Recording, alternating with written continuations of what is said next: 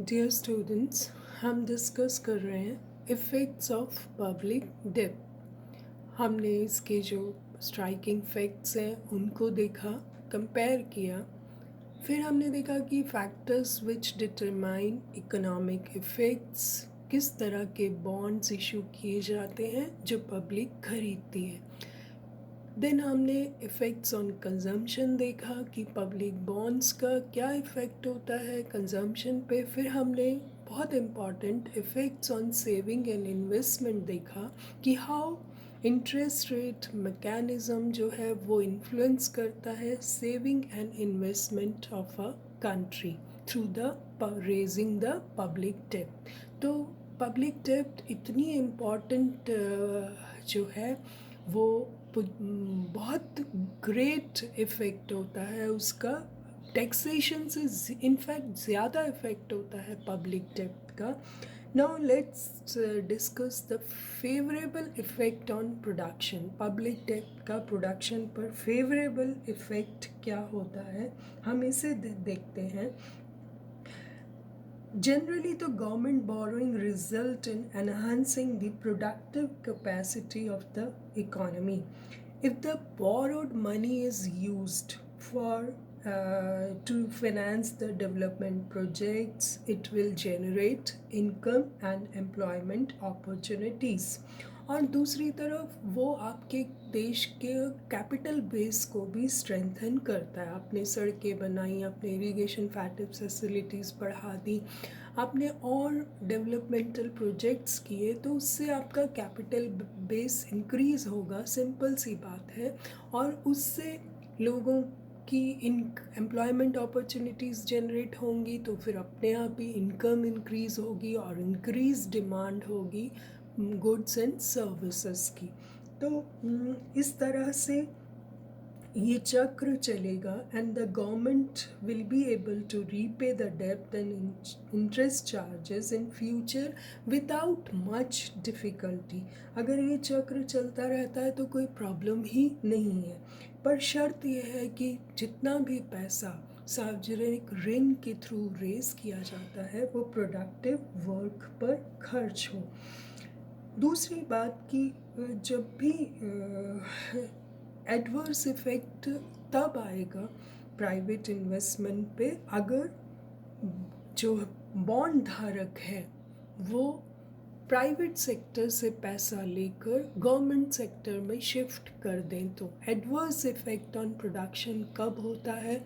जब funds withdrawn from private sector, very very important, जिसको कि कीन्स की थ्योरी पर जो सबसे बड़ा क्रिटिसिज्म यही कहा जाता है, बिकॉज कीन्स ने कहा था कि गवर्नमेंट एक्टिविटीज़ को एनहांस करें और अगर टैक्सेशन से रेवेन्यू की कमी पूरी नहीं होती तो government should raise public debt. उसे पंप प्राइमिंग करते रहना चाहिए इकोनॉमी में, and it is public debt लेना कोई बुरी बात नहीं है।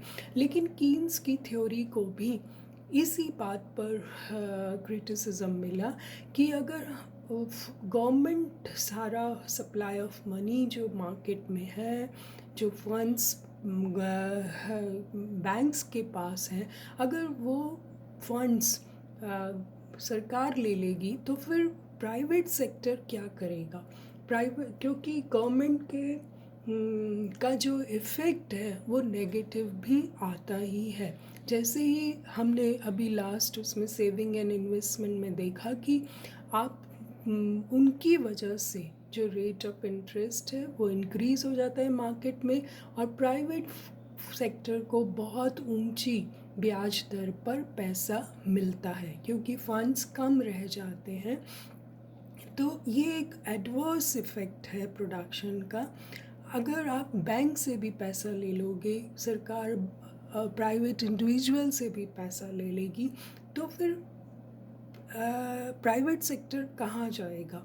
क्योंकि वो तो टोटली डिपेंड है मार्केट पर, उसको तो मार्केट से ही पैसा उठाना है। जैसे कि गवर्नमेंट के पास तो इंटरनल सोर्सेज भी हैं, एक्सटर्नल सोर्सेज भी हैं, पर private sector is Holi dependent on the internal sector.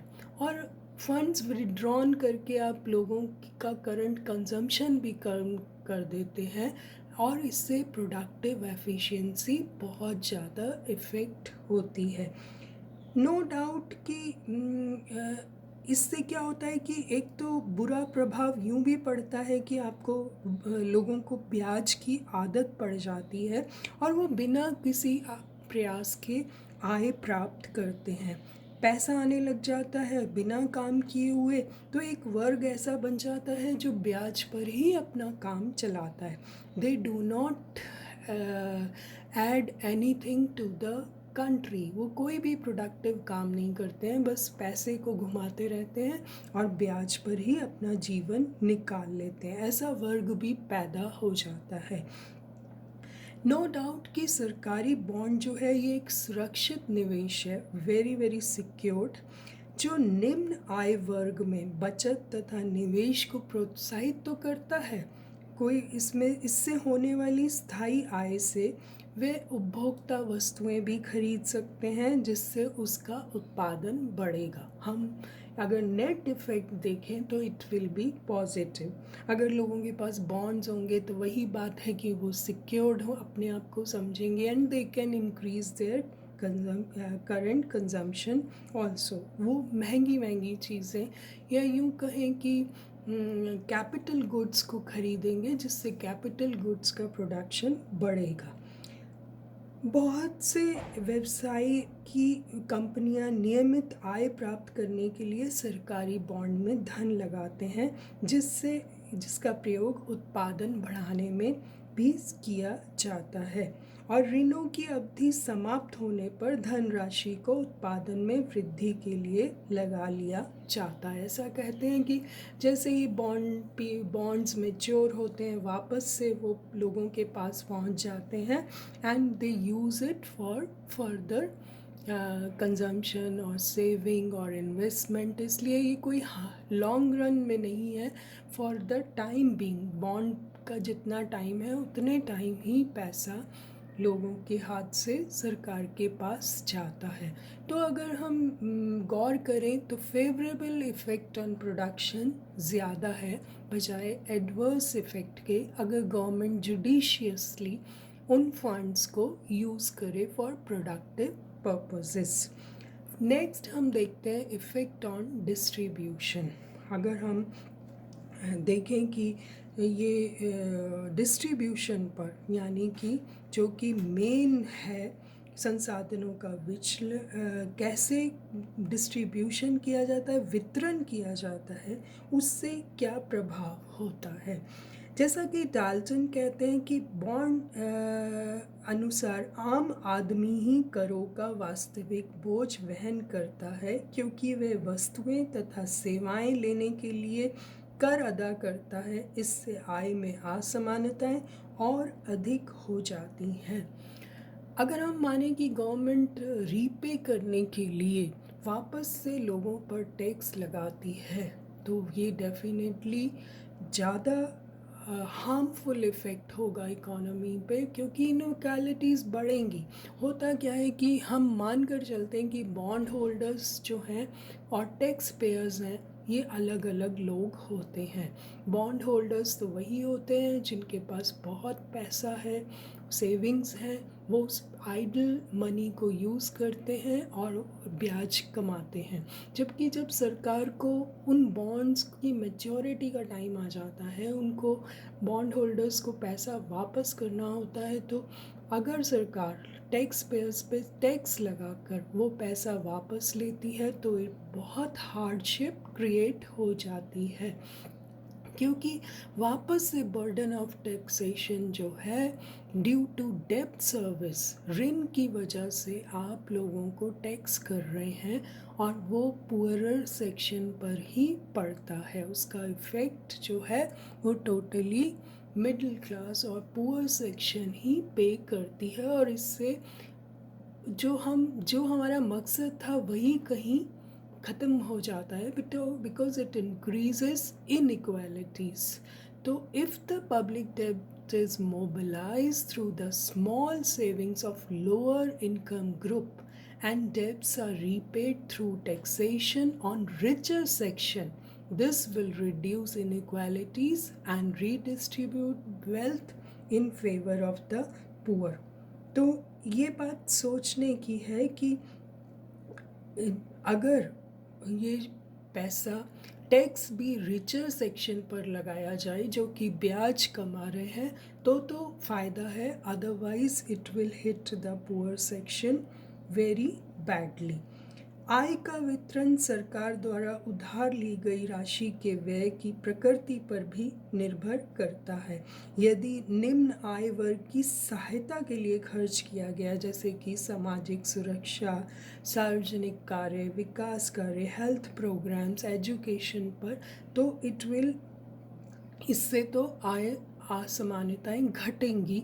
लेकिन अगर अनप्रोडक्टिव हो जाता है पब्लिक डेब्ट तो डिस्ट्रीब्यूशन पर बहुत ही एडवर्स इफ़ेक्ट आने वाला है, क्योंकि प्राइवेट सेक्टर तो कहीं ना कहीं हिट होता ही है इससे।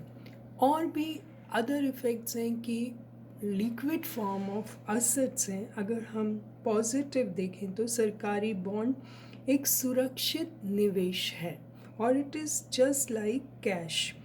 ये निम्न वर्ग को बचत तथा निवेश के लिए प्रोत्साहित भी करते हैं, क्योंकि हर कोई चाहता है कि हमारा पैसा बड़े मल्टीप्लाई हो। तो उस केस में पब्लिक बॉन्ड्स जो हैं वो बहुत ही सेफ इन्वेस्टमेंट है। इससे लोग इन्वेस्ट करते हैं और अपने लिक्विड कैश जब भी ज़रूरत हो हम पैसे को दोबारा से कन्वर्ट कर सकते हैं, इसलिए कोई परेशानी नहीं है। तो निगोशिएबल है क्रेडिट इंस्ट्रूमेंट्स और it also brings economic stability. कि आपने बैंकिंग में पढ़ा है कि जब इन्फ्लेशन होता है, चीज़ों के रेट बढ़ रहे होते हैं, तो selling bonds in the market the government reduces the purchasing power of the people. लोगों की क्रय शक्ति को कम करने के लिए बॉन्ड्स बेच दिए जाते हैं और पैसा लोगों से सरकार की तरफ चला जाता है और मार्केट में पैसा कम हो जाता है और स्टेबिलिटी आ जाती है। और ड्यूरिंग डिप्रेशन देखें तो the government sells bonds in the market to increase the supply of money in the market। जैसे ही मंदी आती है तो सरकार बॉन्ड्स को बेच देती है, पैसा वापस से लोगों के पास आ जाता है और सप्लाई ऑफ मनी इंक्रीज़ हो जाती है। सप्लाई ऑफ मनी इंक्रीज़ होते ही लोगों के पास परचेजिंग पावर आ जाती है। इट नेचुरली क्या होता है कि कंजम्पशन एक्टिविटीज़, इकोनॉमिक एक्टिविटीज़ बढ़ जाती हैं। तो कहीं ना कहीं it directly affects the supply of money. ये इतना बड़ा इंस्ट्रूमेंट है कि कभी भी सरकार इसको यूज़ करके और परचेजिंग पावर को डायरेक्टली अफेक्ट कर सकती है। This is the best instrument for this also. तो हम कंक्लूज़न में यही कहते हैं कि जैसे कि Domar says that the appropriate method to reduce debt burden is to increase national income. अगर हम देखें कि अगर आपकी नेशनल इनकम साथ ही साथ बढ़ रही है, डेब्ट टू जीडीपी रेशियो अगर सही है, तो फिर डरने की बात नहीं है। उस केस में आपको डेब्ट जो है, सार्वजनिक ऋण जो है, वो वेरी वेरी हेल्पफुल होता है। इसी से रिलेटेड हम बर्डन ऑफ पब्लिक डेब्ट में इस बात को और डिटेल से पढ़ेंगे। Thank you so much.